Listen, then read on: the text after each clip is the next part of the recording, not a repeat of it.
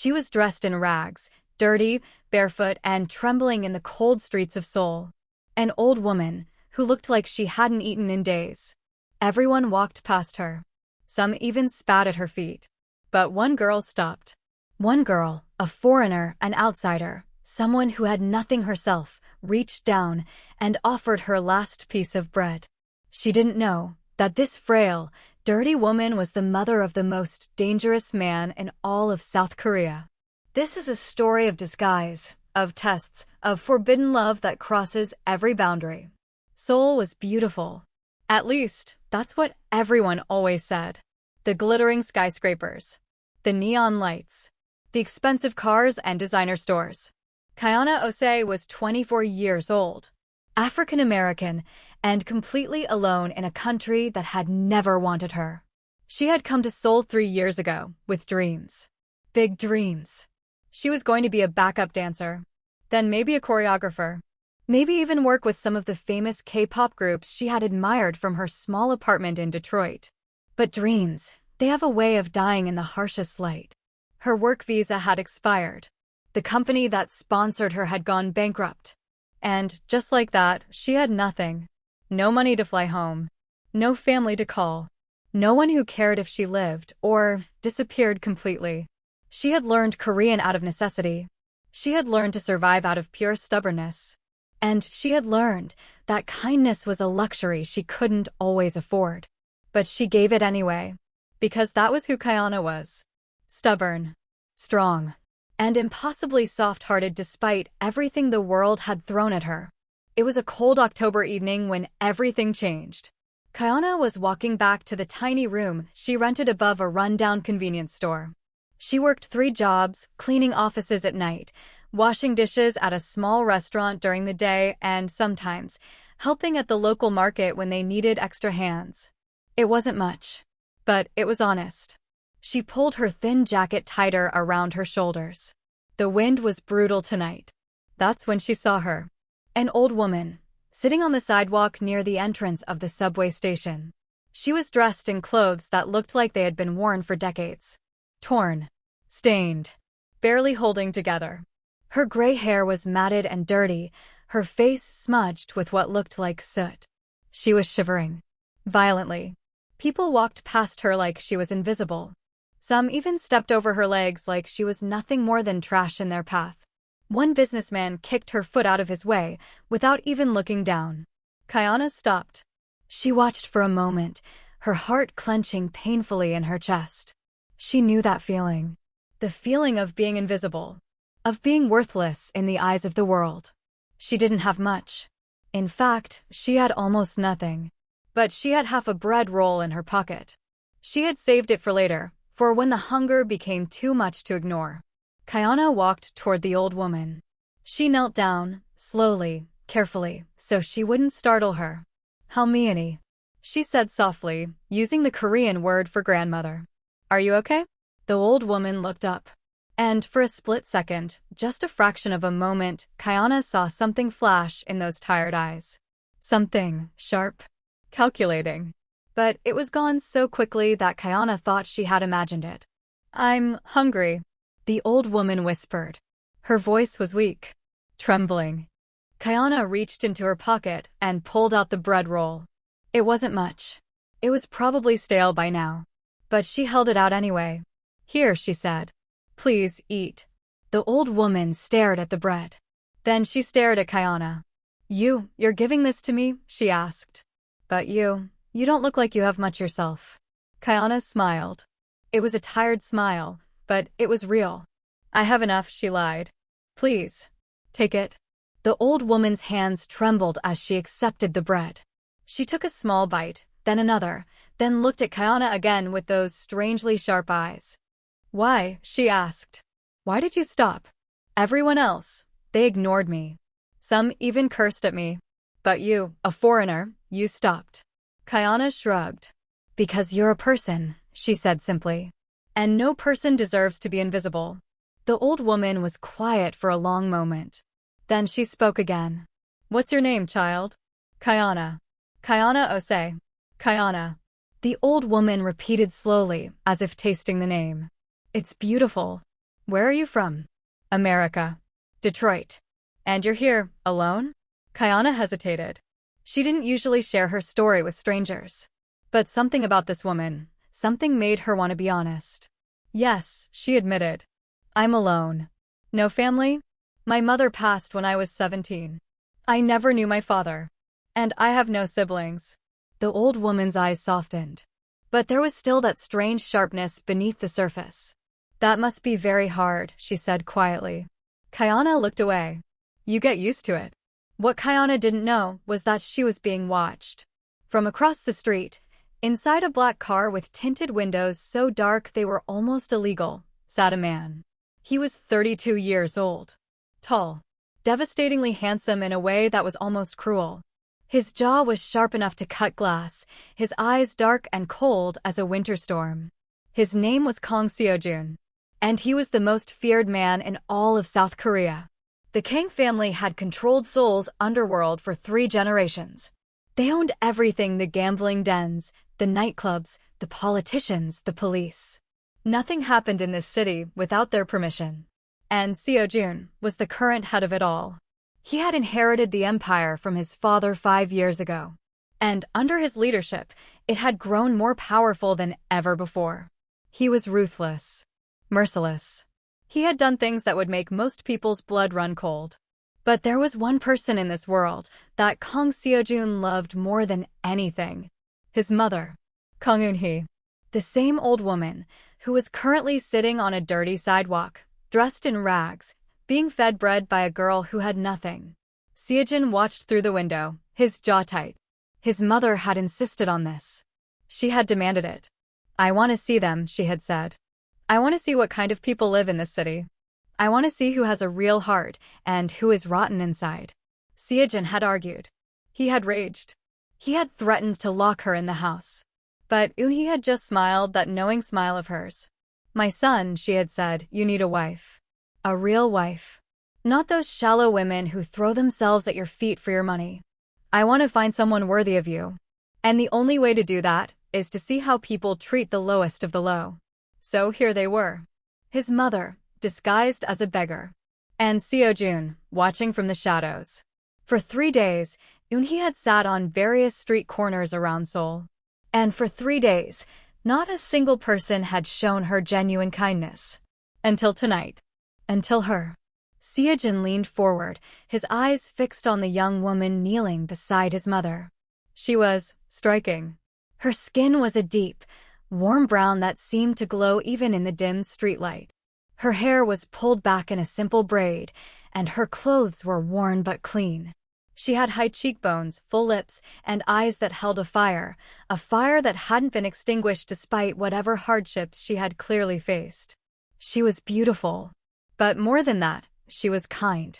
She had given his mother her only food. She had knelt on the dirty ground without hesitation. She had looked at a beggar with respect. Seo-jun felt something stir in his chest. Something unfamiliar. He didn't like it. Halmiani, Kayana said, do you have somewhere to sleep tonight? It's going to be very cold. The old woman, Eun-hee, shook her head slowly. I have nowhere, she said. Kayana bit her lip. She thought of her tiny room. It was barely big enough for one person. The heater barely worked. The walls were thin as paper. But it was warm. Warmer than the street. Come with me, she said finally. Eun-hee's eyes widened. What? Come with me, Kayana repeated. My place is small, very small. But you can sleep there tonight. I have extra blankets. Eun-hee stared at her for a long moment. You would invite a stranger into your home? Kayana shrugged again. I was a stranger once too. Someone gave me a chance when I had nothing. I'm just paying it forward. Eun-hee's lips curved into a small smile. And this time, there was genuine warmth in it. You are a rare person, Kayana Ose, she said softly. A very rare person indeed. Across the street, Seo-jun watched as Kayana helped his mother to her feet. He watched as she wrapped her own thin jacket around the older woman's shoulders. He watched as she guided her down the street, toward wherever she lived. And he made a decision. He was going to find out everything about this woman. Everything. Kayana's room was exactly as she had described, small. It was a single room above a convenience store, barely 10 feet by 10 feet. There was a mattress on the floor, a small table with a hot plate, and a tiny bathroom that was really just a toilet and a shower head in the same space. But it was clean. Spotless, actually. And there were small touches that made it feel like a home: a dried flower in a glass bottle, a worn photograph taped to the wall, a colorful blanket folded neatly on the bed. Yoonhee looked around and felt her heart ache. This girl had nothing. And yet she had given everything she had. "Please sit," Kayana said, gesturing to the mattress. "I'll make some tea. It's not much, but it will warm you up." She busied herself with the small hot plate, boiling water in a dented kettle. Yoonhee watched her closely. "How long have you been in Korea?" she asked. 3 years. "And you've been like this the whole time?" Kayana paused. Then she gave a small, bitter laugh. "No. For the first year, I had a job. A real one. I was going to be somebody." She poured the hot water into 2 mismatched cups. "But then the company closed. My visa expired. And suddenly, I was nobody. Why didn't you go home?" Kayana was quiet for a moment. "There's nothing for me there," she said finally. "At least here. I have hope. Stupid, maybe, but hope." Yoonhee took the cup of tea Kayana offered her. Their fingers brushed, and Yoonhee noticed that Kayana's hands were rough, calloused from hard work. "What do you dream of, Kayana?" Yoonhee asked softly. Kayana sat down across from her, wrapping her hands around her own cup. "I used to dream of dancing," she admitted. "I was good at it. Really good. But now," she shrugged, "now I just dream of stability. A real home. Maybe one day, a family. People who love me." Her voice cracked slightly on the last words, and she looked away quickly, as if embarrassed by her own vulnerability. Yoonhee felt her heart squeeze. This girl, this beautiful, strong, good girl, deserved so much more than the world had given her. And Yoonhee was going to make sure she got it. That night, Yoonhee insisted that Kayana sleep on the mattress while she took the floor. Kayana refused. They argued gently, almost playfully, until they finally agreed to share the mattress. It was cramped, but warm. And for the first time in months, Yoonhee felt something she hadn't expected: peace. The next morning, Kayana woke up early to go to her job at the restaurant. "I have to work," she told Yoonhee apologetically. "But please, stay here. Rest. I'll bring back some food later." Yoonhee nodded. "Thank you, child. You have been more kind than you know." Kayana smiled and left. The moment the door closed, Yoonhee's entire demeanor changed. She pulled out a small phone from a hidden pocket in her rags, a phone that was worth more than everything in this room combined. She dialed a number. "It's me," she said. Her voice was no longer weak or trembling. It was sharp, commanding. The voice of a woman who had raised an empire. "Mother." Seojin's voice came through the line. "Are you all right?" "I'm more than all right," Yoonhee said. "I've found her." Silence. "Found who?" Yoonhee smiled. "Your future wife." Seojin's penthouse was on the top floor of the most expensive building in Seoul. It was all glass and steel, cold and impersonal. Exactly how he liked it. He stood by the floor-to-ceiling windows, looking out at the city that belonged to him. His mother sat on the leather couch behind him, now dressed in her usual elegant attire: silk blouse, tailored pants, pearls around her neck. She looked nothing like the beggar from last night. "You can't be serious," Seojin said flatly. "I'm completely serious. She's a foreigner. She has no money, no connections, no status. She has something better," he countered. "She has a heart. A real one. Do you know how rare that is? Especially in our world." Seojin turned to face his mother. "Our world would eat her alive. Not if you protect her." "I don't want to protect anyone. I don't want a wife. We've discussed this." Yoonhee stood up. Despite being a foot shorter than her son, she met his gaze with unwavering authority. "You are 32 years old. You have enemies who would love nothing more than to see the Kong bloodline end with you. You need an heir. You need a partner. I can get those things from any woman. Any woman will betray you," Yoonhee cut in sharply. "Any woman from our world will use you, manipulate you, and stab you in the back the moment you show weakness. She stepped closer.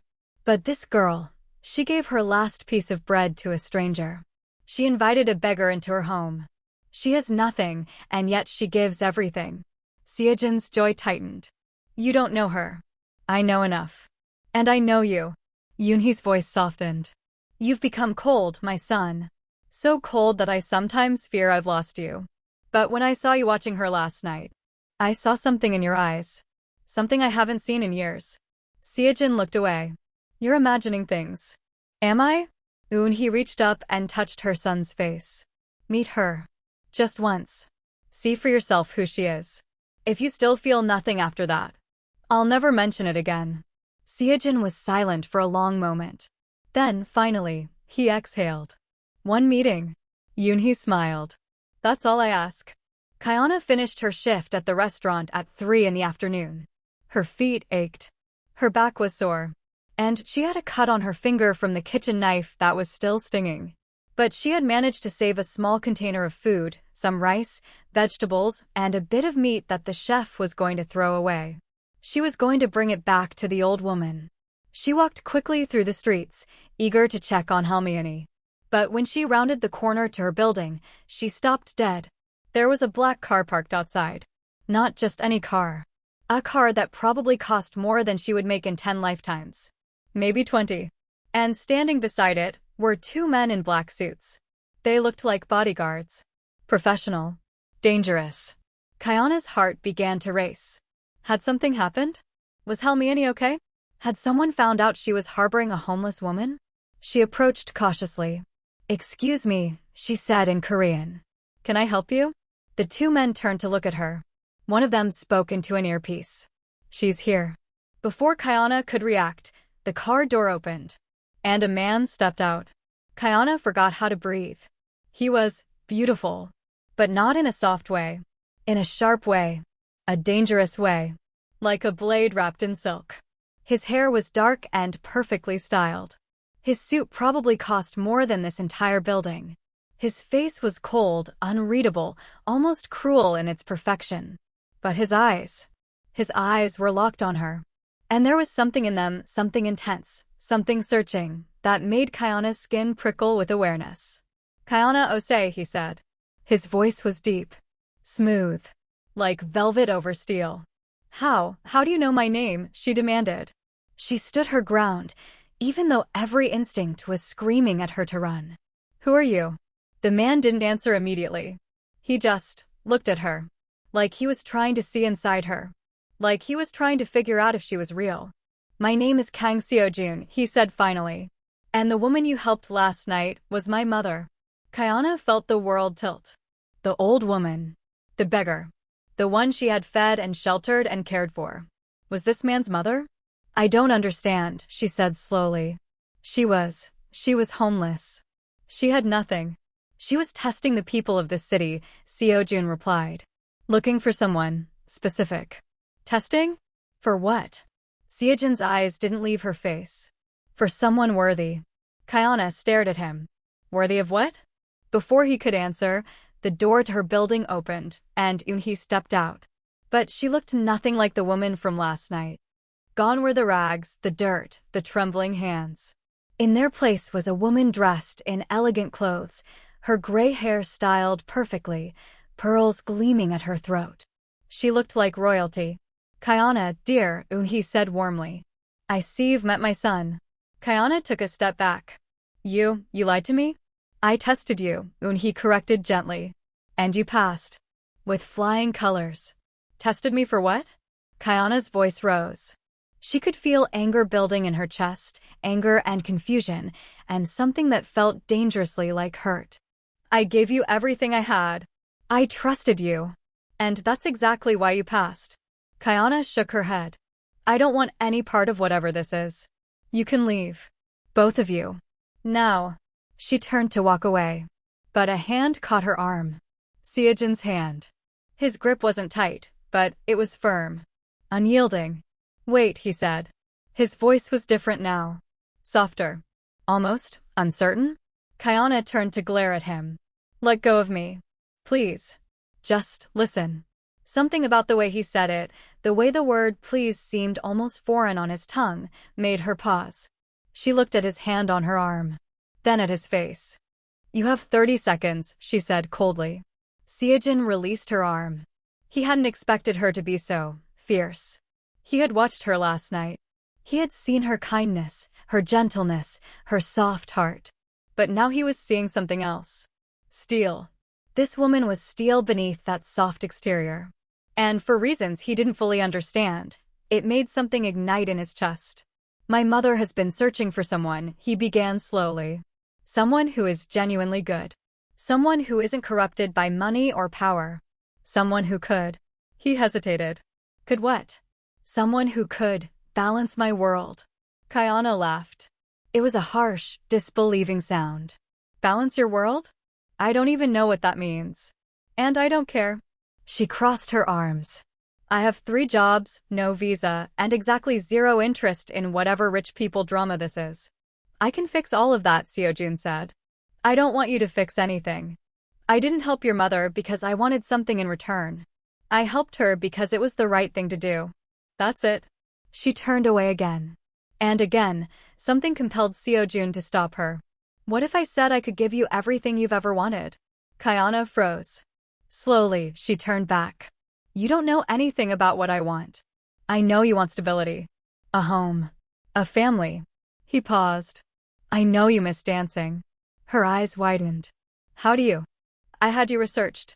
Her expression darkened. You had me researched? What kind of? I'm not a good man, Kayana, Seojun interrupted. His voice was flat. Honest. I run an empire built on things that would horrify you. I've done things that would make you hate me if you knew. But my mother believes that you could change something in me. And for her sake, I'm willing to try. Kayana stared at him. You're insane. Probably. I'm not going to be some trophy or project for you to fix your life with. I'm not asking you to be. Then what are you asking? Seojin met her gaze. I'm asking you to give me a chance. One chance. Let me show you my world. And if you still want nothing to do with me after that. He paused. I'll walk away. And I'll make sure you have everything you need to build whatever life you want. No strings attached. Kayana was quiet for a long moment. She should say no. Every rational part of her brain was screaming at her to say no. But there was something in his eyes. Something beneath all that ice and armor. Something broken. And Kayana had never been able to walk away from broken things. One chance, she said finally. And then I decide. Seojin nodded. That's all I ask. 1 week. That was how long it had been since Kayana agreed to give Seojun a chance. 1 week of confusion, luxury, and the strangest experience of her entire life. Seojin had moved her out of her tiny room above the convenience store. Not into his penthouse, she had flatly refused that, but into a beautiful apartment in a secure building. 2 bedrooms. A real kitchen. A bathroom with an actual bathtub. She had cried the first time she took a bath. Actually cried. He had arranged for her immigration status to be resolved. She didn't ask how. She had a feeling she didn't want to know. He had offered to let her stop working her 3 jobs. She had refused. I'll keep working until I decide what I'm doing, she had told him firmly. I won't be dependent on anyone. He had looked at her with that strange, intense expression of his. You're the most stubborn woman I've ever met. And don't you forget it. The thing was, Seojun wasn't what she had expected. She had expected arrogance, coldness, cruelty. And yes, there was definitely arrogance. He walked through the world like he owned it. Because, in many ways, he did. But she also caught glimpses of something else. The way he spoke to his mother, with genuine respect and affection. The way he treated his employees firmly but fairly. The way he looked at Kayana when he thought she wasn't watching. Like she was something precious. Something he was afraid to break. It unsettled her. One night, Seojun took her to the rooftop of one of his buildings. It was beautiful up there. The city stretched out beneath them, glittering like a sea of stars. My father used to bring me here, Seojun said quietly. It was one of the rare moments when his guard was down. When I was a boy. Before I understood what our family really was. Kayana looked at him. What happened to him? He was killed. by people who wanted what he had. Seojin's jaw tightened. I was 27. I had to take over everything, the business, the enemies, the responsibilities. I didn't have time to grieve. I'm sorry. He turned to look at her. Why do you do that? Do what? Show kindness. Even to people who don't deserve it. Kayana considered the question. Because kindness is free, she said finally. And this world already has enough cruelty. Something flickered in Seojin's eyes. Something warm. You're dangerous, Kayana Ose. I'm not the one who runs a mafia empire. No. But you make me want to be different. And that is far more dangerous. As the days passed, Kayana found herself drawn deeper into Seojin's world. She met his inner circle, the men and women who ran his operations. Some of them looked at her with suspicion. Some with curiosity. A few with open hostility. There was one woman in particular, Lee Myri, who clearly hated her. Myri was beautiful in a cold, polished way. She had been part of Seojin's world for years, and rumor had it, she had hoped to be more than just an associate. She cornered Kayana one evening at a party Seojin had brought her to. You think you're special, don't you? Myri hissed. Just because his mother picked you out like a stray dog? Kayana met her gaze steadily. I think I'm someone who minds her own business. You should try it. Myri's eyes flashed with fury. You don't belong here. You're nothing. A nobody from nowhere. Seojin will get bored of you. Then let him get bored. Kayana's voice was calm but firm. I'm not here to compete with you or anyone else. If Seojin wants me gone, he can tell me himself. Until then, I suggest you step back before I forget my manners. Myri looked like she wanted to strike her. But before she could move, a voice cut through the tension. Is there a problem here? Seojin appeared behind Kayana. His presence was like a cold wind, immediate and impossible to ignore. Myri's expression transformed into a smile. No problem at all. I was just welcoming your guest. Seojin's eyes narrowed. He wasn't fooled for a second. Myri, don't you have somewhere else to be? It wasn't a suggestion. Myri's smile faltered. She bowed slightly and walked away. Seojin turned to Kayana. Are you all right? I'm fine. I can handle myself. I know you can. His voice softened. But you shouldn't have to. Not here. He took her hand gently, carefully, and led her away from the crowd. Later that night, in the quiet of Seojin's private office, something shifted between them.